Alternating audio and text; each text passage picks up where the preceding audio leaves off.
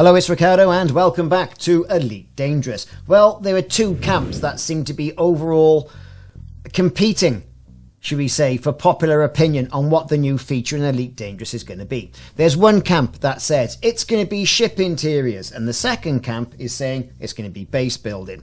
I happen to fall into the base building camp, but hey, just for science, this is what we're going to do. These new ships, starting off with the Python Mark II.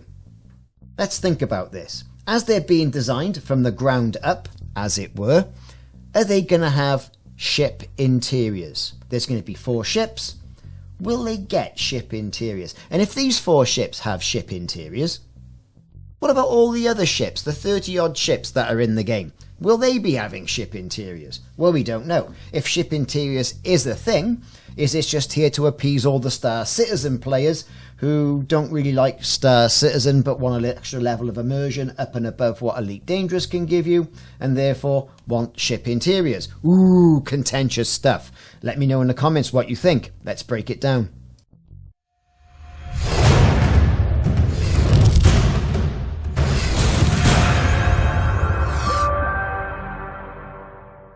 So if you're still with me and you haven't logged off this video in disgust as how dare he call Star Citizen players the people who just want to play Elite Dangerous but want added immersion. Ooh, I've said it again. Let's have a discussion about this. What's the potential about ship interiors, especially with these new ships? So the potential value of ship interiors in Elite Dangerous is quite a hotly debated topic amongst players, the community, developers alike. It's important really to consider the positive and negative aspects before diving into a really lengthy discussion on this. These new ships, these 4 new ships, starting with the Python Mark II after Elite Dangerous Update 18, or is it included in Update 18? We're going to have to wait and see. 26th of February, not too long. These potential benefits, based on these ships having ship interiors, right, have to be considered.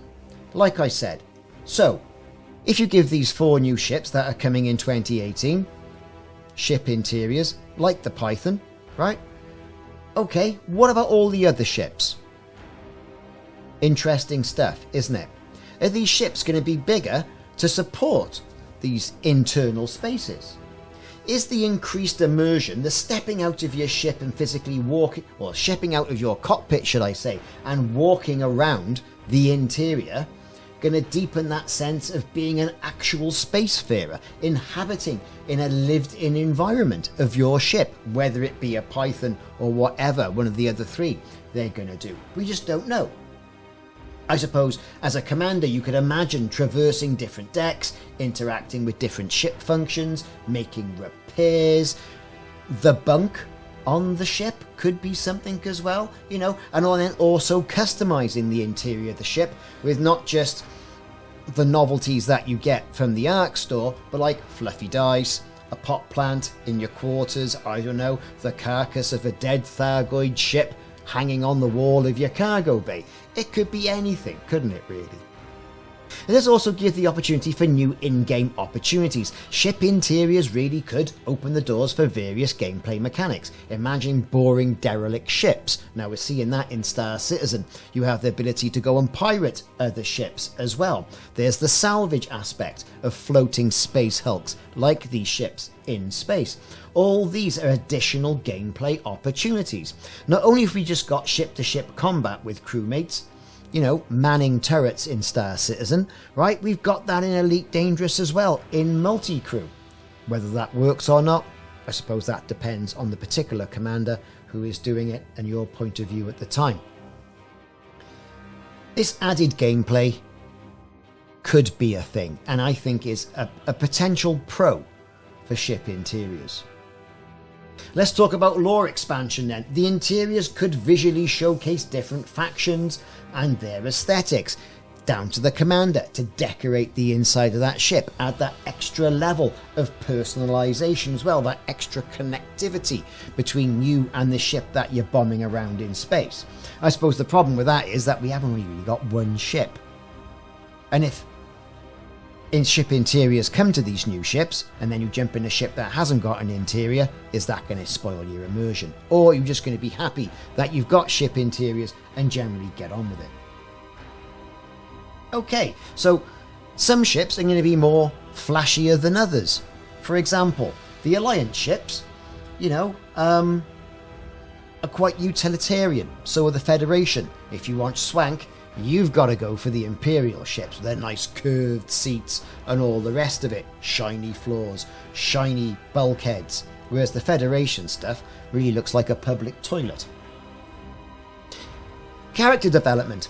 That could be a positive thing, isn't it? Interiors could allow for greater character personalization, as I've said. If you're a bounty hunter, you could have trophies from your bounties hanging on the wall. If you're an explorer, you could have different pot plants or pieces of fauna in, a hydroponic bay. It's endless, really, what they could do. What are they going to do? Probably walk out of the cockpit, down a corridor, into your cabin, out of the cabin, past the space toilet, into the cargo bay, to the engine room. That's probably going to be the extent of what it is. But do you really need much more than that? I don't know. Isn't that enough? I've often said that the dynamics of Elite Dangerous are much different to what Star Citizen are. If you're caught down in the back end of the engine room doing something with the fuel injectors, or whatever, and you get attacked, NPCs could wear your ship down on a moderate sized ship quite quickly by the time you've dragged yourself back up to the cockpit to do something about it. Or are you going to rely on your NPC crew? All questions that need to be answered. The potential challenges are such where it's going to be technically feasible to do this for 4 ships starting off, and then, like I say, what about all the other ships? Because generally, as commanders, we're never happy. And then, is that going to be good enough for gameplay integration as well? What's the impact on existing gameplay going to be? A commander's going to be so interested in what's going on inside the ship, they forget the important thing of what's going on outside the ship, like combat and trade and exploration and God knows whatever else. That is something to consider as well.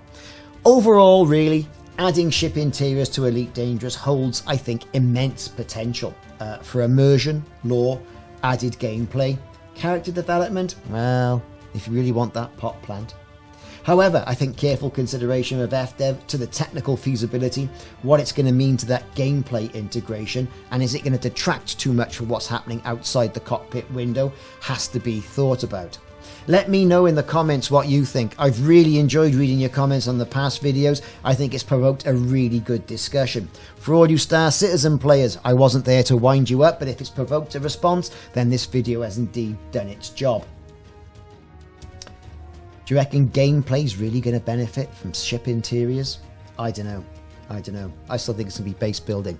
Let's discuss. Let me know in the comments what you think. I've been Ricardo. This has been a video on Elite Dangerous ship interiors, and I'll check you soon.